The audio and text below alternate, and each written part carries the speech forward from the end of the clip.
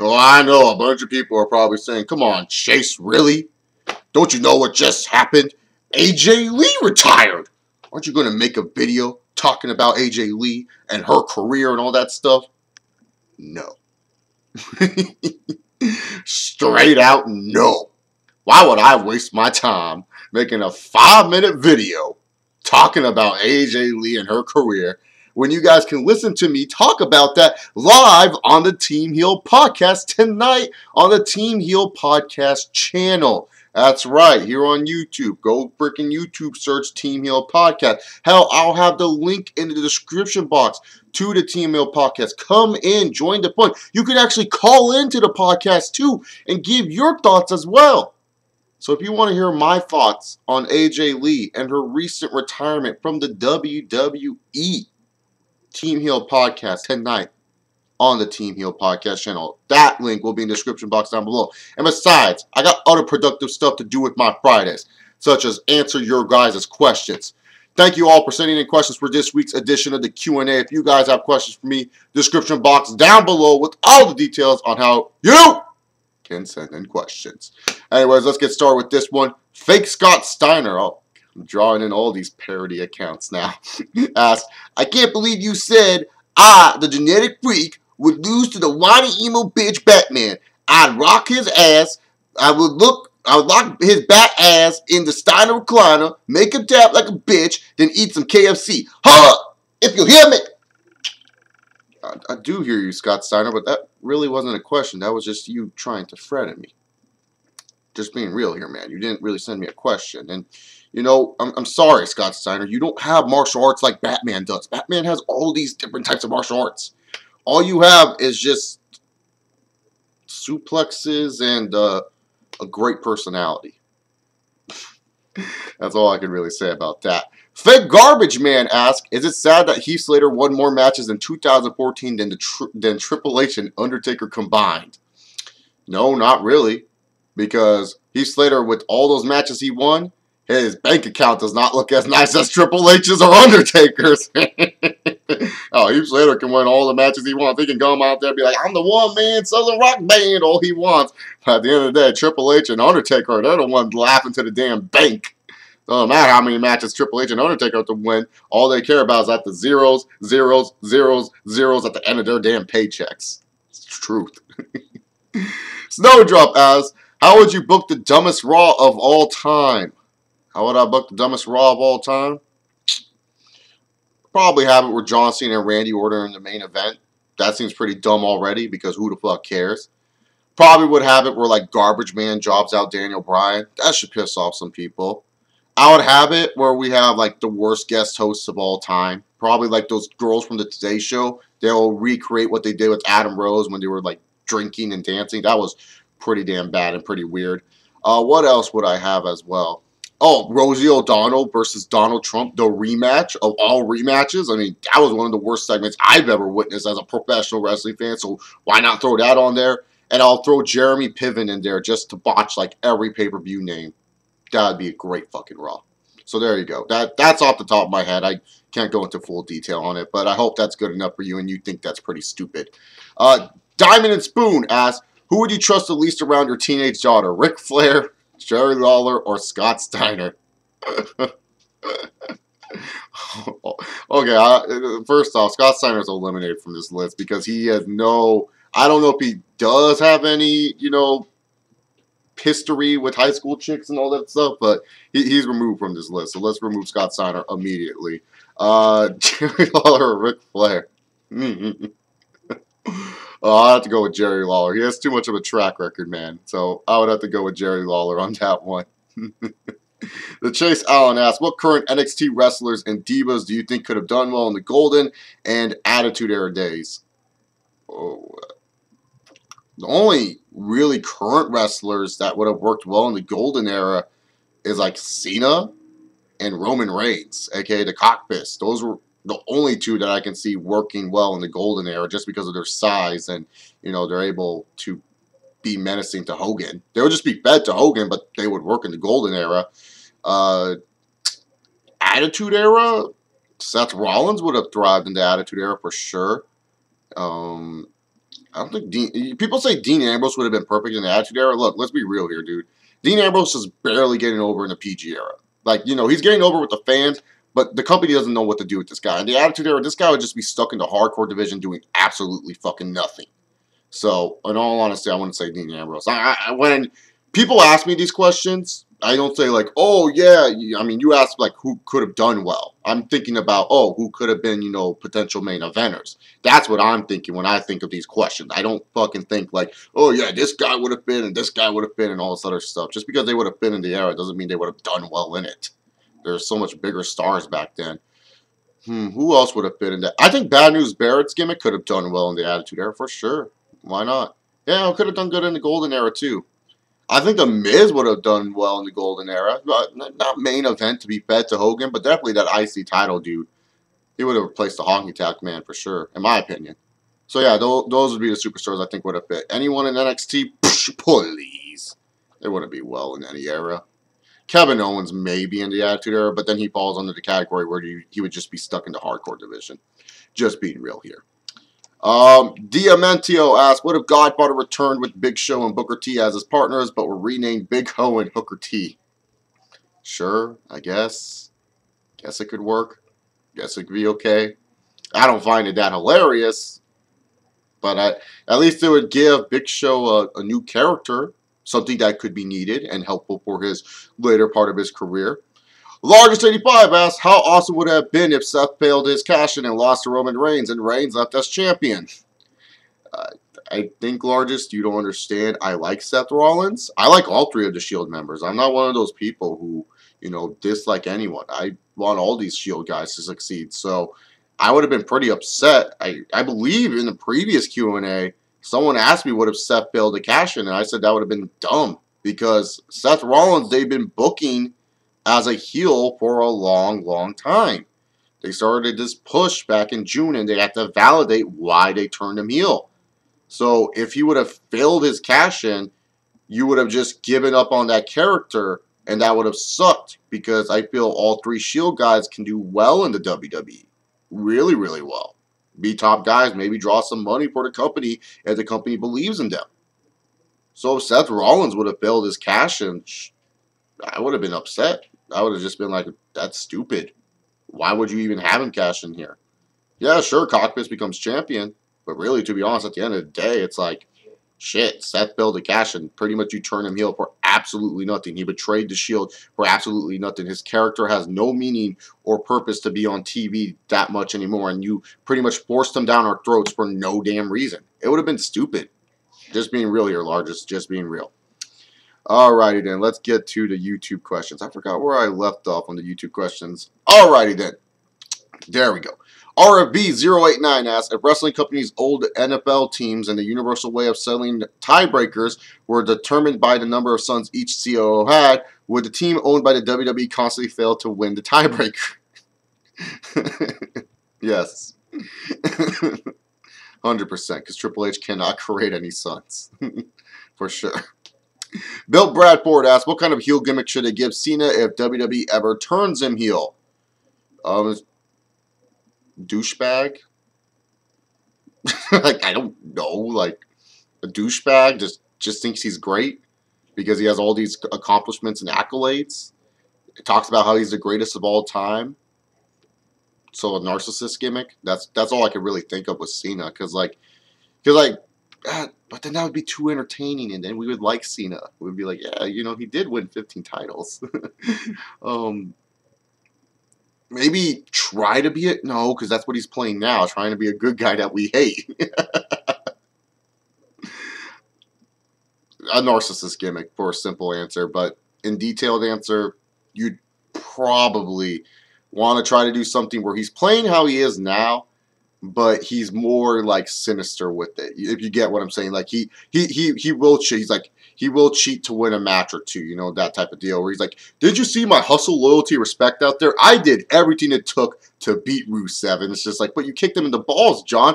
Yes, and that took a lot of pride to do so. So that would be pretty cool if he used like his own little, like he uses his hustle, loyalty, respect mantra in his own way, and he just totally butchers their definition behind it. It'd be really, really cool. So those are gimmicks I would give John Cena if he was a heel. Johnny Green asked, Chase, I was very disappointed that you didn't answer to my question on Q&A 100. You can do your research in finding the answers. I just want to know, how do you spell champion? Oh, how do I spell champion? HUNTERHEARST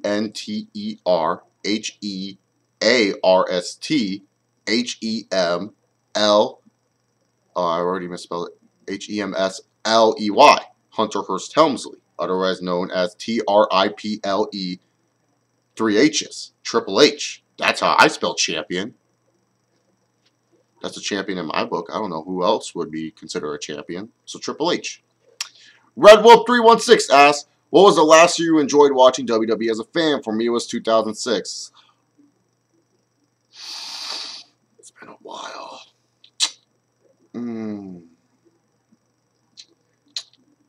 I honestly will say the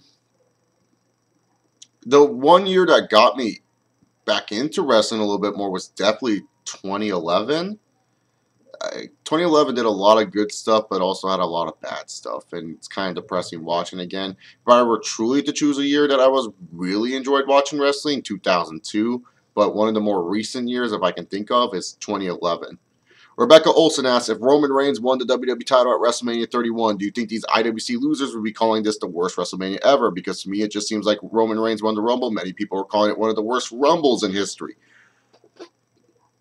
Yeah, they would pretty much say it was the worst WrestleMania in history. WWE doesn't listen to us, even though guys like Daniel Bryan, CM Punk, and Dolph Ziggler have been world champions in the past. They'll bitch and moan, and they'll say, everything was good about this Mania except for the main event. It fucking sucked. It's just the truth. And, to me, Royal Rumble 2015 is a terrible show. But it's not because Roman Reigns won. It's just how they booked that Rumble. That Rumble was terribly booked. It was horrendously booked. And it was sad that they had to go to so much measures just to protect Cockfist. It was really, really sad. I mean, that Rumble was sad when Big Show and Kane are in the Final Four. Like, what business does Big Show and Kane have to be in the Final Four at any Royal Rumble? That makes no damn sense to me. Big Show and Kane should not be in any Final Four or be treated like big deals. My friend said it best. It was kind of sad that I was marking out seeing The Rock beat up Triple H and Kane. Who would ever thought in 2015 I would still be seeing Rock beating up Kane and Big Show? Being real here, who would have ever thought that we would be seeing that? If you watched this shit in 2001 and said, yeah, in 2015 The Rock's still going to be doing this shit, you would not believe it. And yet we're seeing it. Yeah, we saw it actually. So yeah, in all honesty, fans would shit on it just because they don't like Roman Reigns. And I can understand why some fans don't like him. I just don't agree with the notion just because this guy wins, it's the worst show ever. I mean, because let's be real here. John Cena, Randy Orton, and Triple H, Breakfast Club members, people who the IWC come on the internet and claim to fucking hate, they all won at WrestleMania. Just being real here.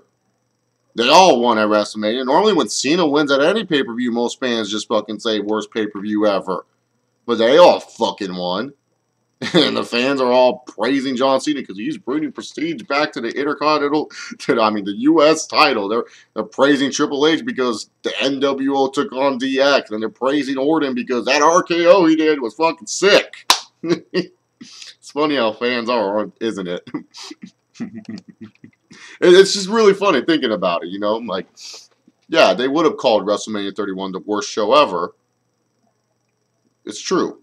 No one would argue with you there, Rebecca. I think if any wrestling fan would come on here and be honest with themselves and would have said, no, I wouldn't have called WrestleMania 31 awful and here's why, and they actually gave a detailed explanation, then I would believe them.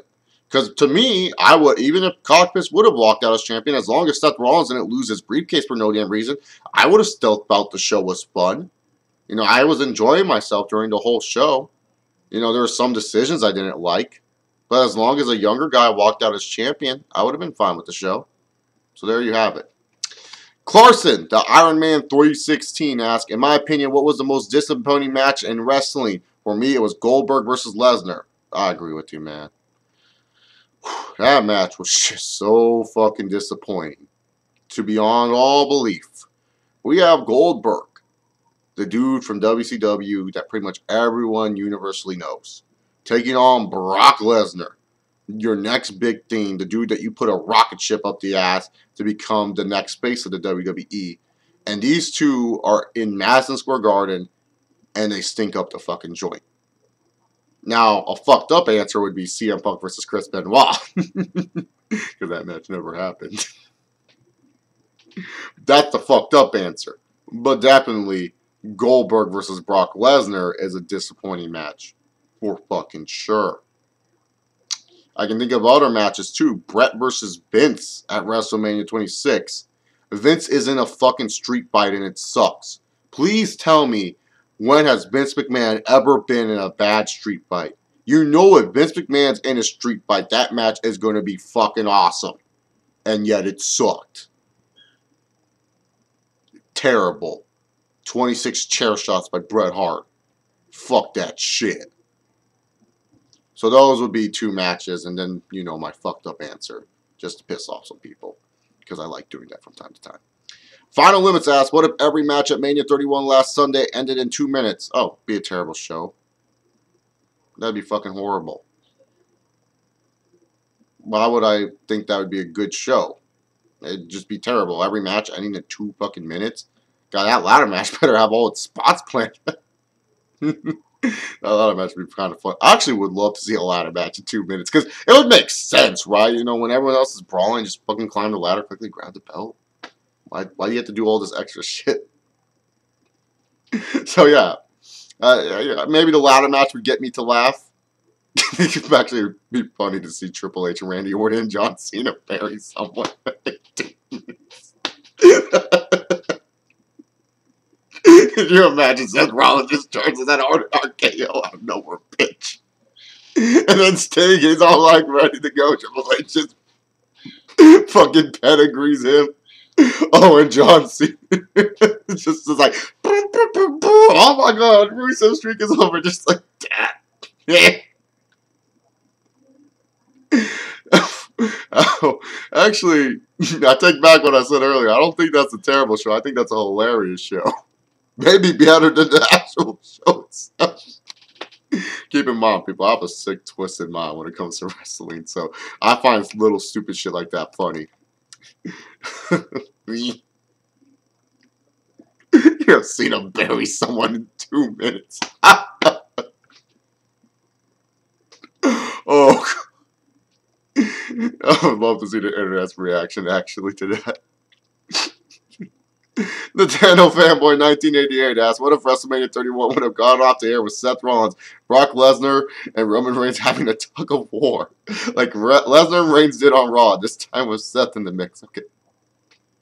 Let me explain. Because some people, I get it, you guys like me laughing. You guys think it's funny when I laugh. But there's certain situations where why it's funny. People don't understand why I think some stuff is funny. I think it's fucking hilarious seeing the Breakfast Club bury people because it enrages people on the internet when they should fucking know better about professional wrestling. Breakfast Club fucking rules, bitches. I thought Tito Ortiz's debut was fucking hilarious because they built it up for weeks and yet nothing came out of it and the fans didn't give a shit. The reasons why the tug of war is fucking hilarious are these reasons. Number one, you have 2 Mack trucks in Brock Lesnar and Roman Reigns. Number 2, when they were staring down, people were pooning it, saying it fucking sucked, which was hilarious to me because like no one gave a shit that this was going to happen. And then number 3, with these 2 fucking monsters, these 2 legit badass men standing in the middle of the ring, instead of having it where you close out where they're fucking flying fists to get you excited for Mania, they play tug of war like they're 9 years old. That's why it's funny. Adding Seth Rollins to the mix, man, not trying to be rude here. I get it. A lot of people love to see me laugh. One of the highlights, I guess, for some people in the Q&A is because everyone thinks I'm such a mean person, but yet when they hear me laugh, it's just fucking funny to them.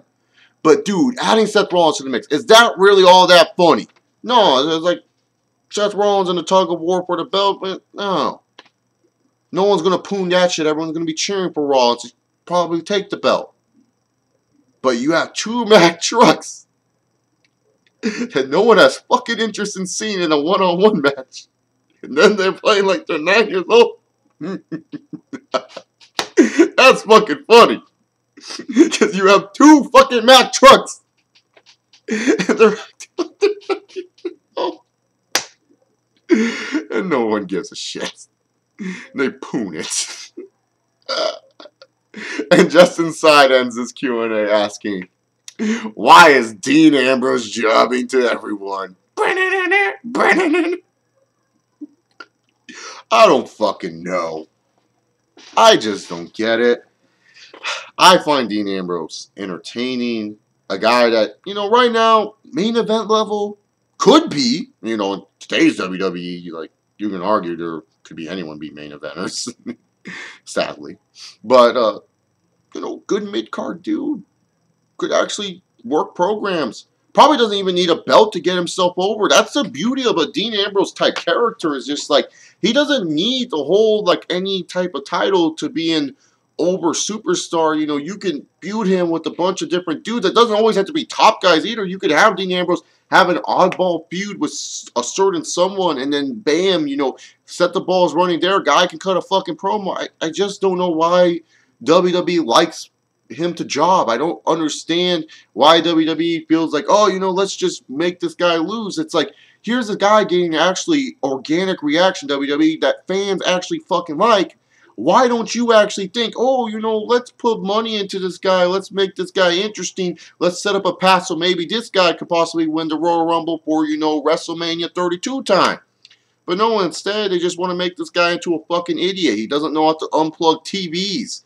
Obviously, he knows how they work, but he doesn't know how to unplug them. This guy fucking says, oh, I'm not going to let Seth Rollins cash in. And then he lets Seth Rollins cash in. He comes out to fucking face John Cena. What moron in the back would think this is a good idea? This is how much of an idiot they make Dean Ambrose. They try to purposely make you not like this guy. And it's a shame. It's really a shame, because this guy has potential to be really, really good. I don't know why he's jobbing to everyone. Maybe he took a shit in the employee bathroom that Vince likes to take a shit in. Maybe he just pissed off the writers, because, I heard Ambrose say he don't really like any of his promos, and he hasn't cut really good promos. He said that on Talk is Jericho. So if there anyone who wants proof or reference. I don't know.